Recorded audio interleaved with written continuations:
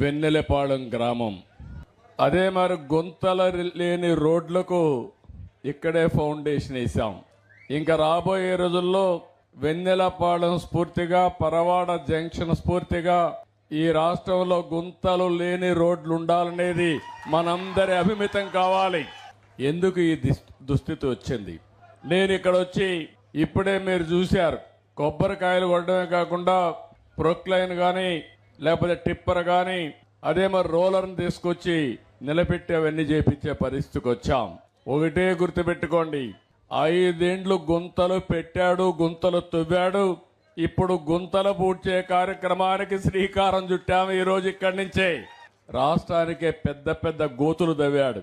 ప్రమాదమైన గోతులు తీసే పరిస్థితికి వచ్చారు. ఎవడైనా సరే బుద్ధి జ్ఞానం ఉండేవాడు ఒక గుంత పడితే వర్షాకాలం వస్తే ఆ గుంత పెద్ద గుంత అవుతుంది.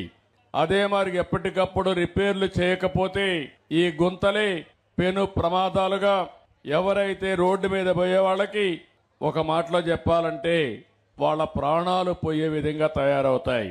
ఈరోజు మనందరం కూడా నరకానికి రహదారులుగా తయారైనాయి మన రాష్ట్రంలో రోడ్లు.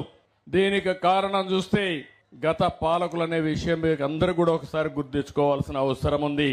వేరే రాష్ట్రాల్లో చూస్తే మనల్ని అవహేళన చేసే పరిస్థితికి వచ్చారు. ఈ పాడుపడిపోయిన రోడ్లు ఎక్కడికక్కడ గుంతలు పడిపోయి వాహనాలు తిరగలేని పరిస్థితి 1-2 కాదు, అనేక ఇబ్బందులు వచ్చాయి. 5 సంవత్సరాల్లో 1000 కోట్ల రూపాయలు ఖర్చు పెట్టారంటే వీళ్ళ అహంభావానికి అది ఒక పరాకాష్ఠ.